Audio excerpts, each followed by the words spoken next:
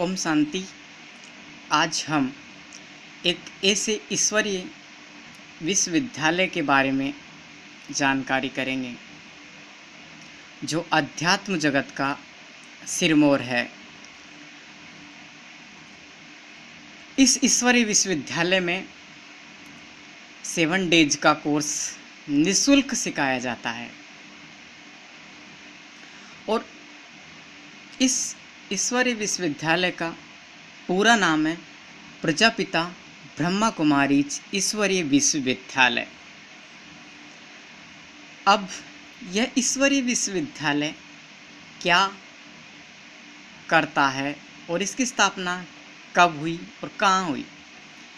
इसकी स्थापना सन 1937 में सिंध हैदराबाद कराची में हुई, जो वर्तमान समय पाकिस्तान में स्थित है। सन 1950 में यह ईश्वरीय विश्वविद्यालय शिफ्ट होकर भारत के राज्य राजस्थान जिला सिरोही में स्थित हुआ और यह विश्वविद्यालय की कई शाखाएं और उपशाखाएं है जो पूरे विश्व को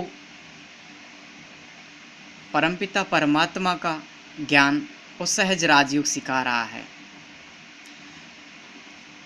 इसकी 140 देशों में शाखाएं हैं और 9000 से अधिक उपशाखाएं हैं। 1937 से यह विश्वविद्यालय निरंतर अपने पथ पर कार्यरत है। अब यह विश्वविद्यालय 18 विंग्सों के द्वारा कार्य कर रहा है, जैसे महिला wings, youth wings, doctor wings etc। अनेकों प्रकार से यह विश्वविद्यालय अलग अलग विंग्स के द्वारा यह विश्वविद्यालय मानव की सामाजिक, राजनीतिक, हमारे नैतिक मूल्य, सामाजिक मूल्य, हमारा दायित्व, मर्यादाएं और अध्यात्म और मानव को सुख शांति प्रदान कर रहा है। अब बात आती है इसका पूरा नाम प्रजापिता ब्रह्मा कुमारीज ही क्यों पड़ा? प्रजापिता ब्रह्मा का तो हमने नाम पहले से ही सुना हुआ है, क्योंकि प्रजापिता ब्रह्मा को आदिदेव कहा जाता है। आदिदेव अर्थात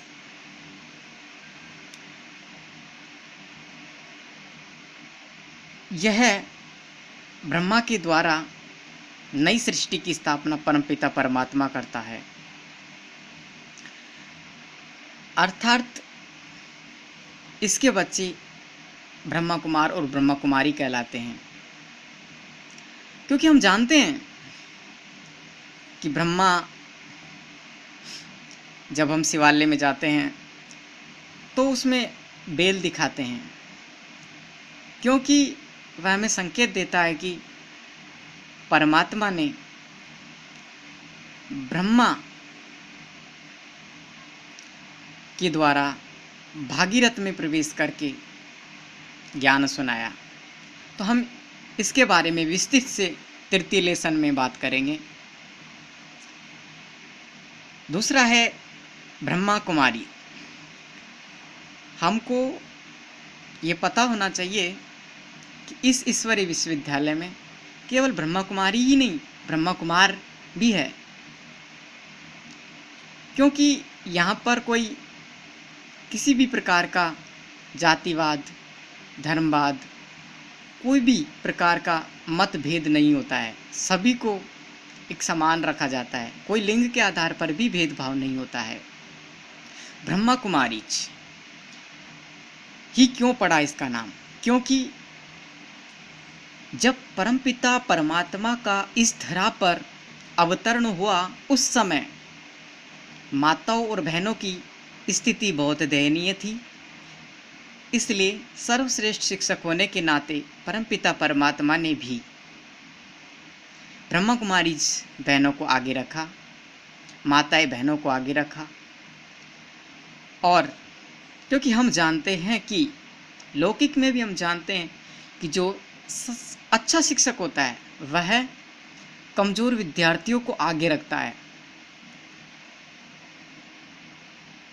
इसलिए इस परमपिता परमात्मा ने भी बहनों को ही आगे रखा।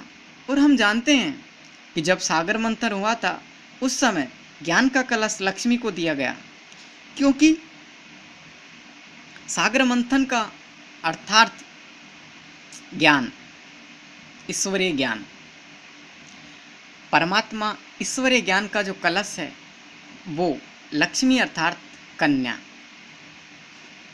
कन्या को लक्ष्मी कहा जाता है। क्योंकि जब हमारे घरों में भी जब कन्या जन्म लेती है तो हम कहते हैं कि हमारे घर में लक्ष्मी आई है, अर्थात लक्ष्मी माना कन्या। तो परमात्मा भी ज्ञान का कलश माताओं और बहनों के नाम सिर पर रखता है, उनको ही ज्ञान देता है। अब ब्रह्मा कुमारी बहनें ही ज्ञान क्यों सुनाती है? क्योंकि हम जानते हैं कि ब्रह्मा कुमारी बहनें अर्थात माताओं और बहनों में अनेकों दिव्य गुण पहले से ही होते हैं, जैसे नम्रता, सहनशीलता, अनेकों गुण, निर्माणता, ये गुण समाने की शक्ति, बहुत सारे गुण माताओं में नेचुरल होते हैं। इसीलिए ज्ञान का कलश भी भगवान ने बहनों और माताओं के सिर पर ही रखा, उनको ही इस ज्ञान को बांटने की जिम्मेवारी दी गई। अब बात आती है ईश्वरीय विद्यालय, विश्वविद्यालय, क्योंकि यह विद्यालय सारे विश्व में फैला हुआ है 140 देशों में, इसलिए इसको विश्वविद्यालय कहा जाता है। और ईश्वरीय शब्द इसलिए जोड़ा है क्योंकि इस विद्यालय में कोई ऋषि मुनि, वेद शास्त्रों का, किसी भी देहदारी का ज्ञान नहीं दिया जाता है। जो हम आपको ज्ञान सुना रहे हैं वह ज्ञान कोई मनुष्य का दिया हुआ ज्ञान नहीं है, बल्कि परमात्मा का ही दिया हुआ ज्ञान है। यह ज्ञान ईश्वर ने ही ब्रह्मा के तन में, ब्रह्मा का तन आधार लेकर यह ज्ञान हम बच्चों को दिया। क्योंकि हम जानते हैं कि भगवान को ज्ञान का सागर कहा जाता है। अब प्रैक्टिकल में ज्ञान दिया होगा तभी तो भगवान को ज्ञान का सागर कहा जाता है, अन्यथा भगवान को ज्ञान का सागर क्यों कहेगा? इसलिए ही उन्होंने कुछ काम किया है, ज्ञान दिया है, इसलिए तो उसको ज्ञान का सागर कहा जाता है। तो उन्होंने ब्रह्मा के तन में आकर हम आत्माओं को ज्ञान प्रदान किया। अब बात आती है, यह विश्वविद्यालय 4 प्रकार से सेवाएं प्रदान करता है। पहला ईश्वरीय ज्ञान, जिसमें दिव्य ज्ञान, जैसे कि मैं कौन, कहाँ से आया, मुझे क्या करना है, परमात्मा कौन है, वह कहाँ रहता है। क्योंकि हम जानते हैं कि आज तक हमें सच्चा ज्ञान किसी भी प्रकार से प्राप्त नहीं हुआ है, हम इन पहलियों में ही उलझ कर रह गए। इसलिए भगवान ने हमें सच्चा ज्ञान दिया। दूसरा है इसमें सहज राजयोग। राजयोग माना आत्मा का परमात्मा के साथ जोड़, अर्थात आत्मा और परमात्मा के साथ जोड़। क्योंकि हम जानते हैं कि आज आत्माएं बिल्कुल ही कमज़ोर हो चुकी है, उसको शक्ति कहाँ से प्राप्त होगी? उसको शक्ति प्राप्त होगी परमात्मा के द्वारा। क्योंकि हम जानते हैं कि जो लाइट का स्रोत होता है, सभी लाइट एक सोर्स से आती है और वहाँ से ही मेन पावर से ही संपूर्ण लाइट प्राप्त होती है। उसी प्रकार से हर आत्मा को जो लाइट प्राप्त होती है वो परमात्मा से प्राप्त होती है। राजयोग माना सेल्फ के बारे में जानना, स्वयं के बारे में जानना। दूसरी बात है इसमें सेवा।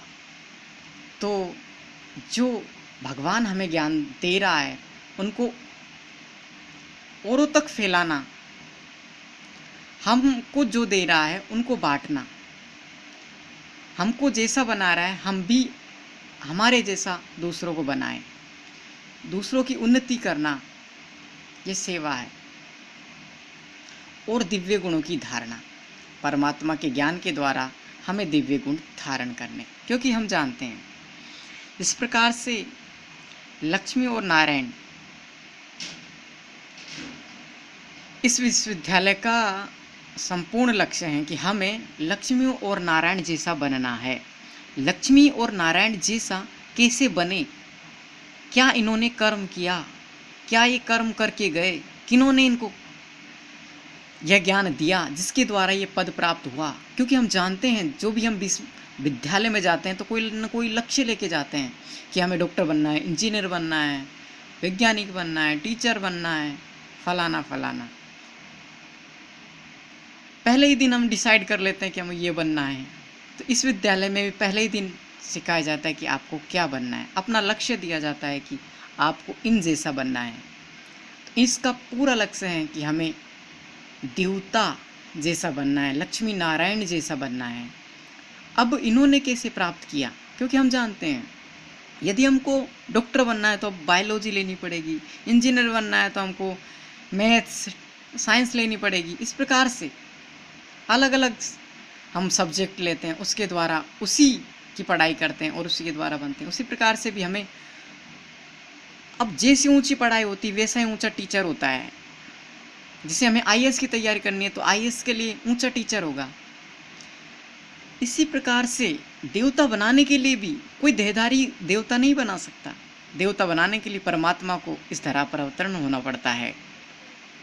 क्योंकि हम जानते हैं गीता का श्लोक है, यदा यदा हि धर्मस्य ग्लानि भवति भारत है। अर्थात जब जब जब धर्म की ग्लानि होती है उस समय परमात्मा का इस भारत में अवतरण होता है और अधर्म का विनाश करने के लिए परमात्मा इस धरा पर अवतरण होता है।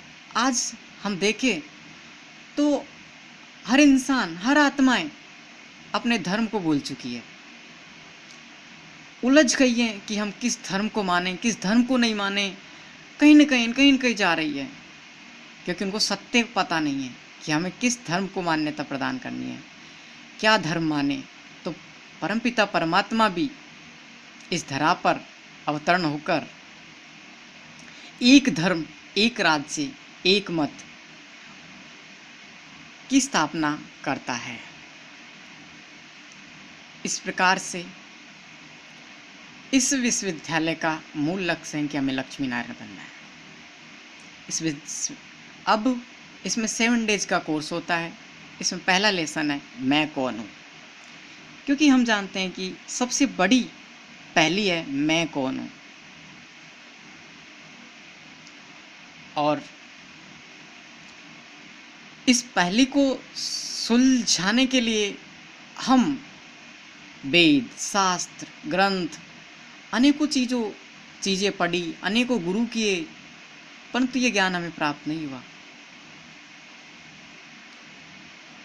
तो हम आपको 7 डेज के कोर्स में इनके बारे में बताएंगे। ओम शांति।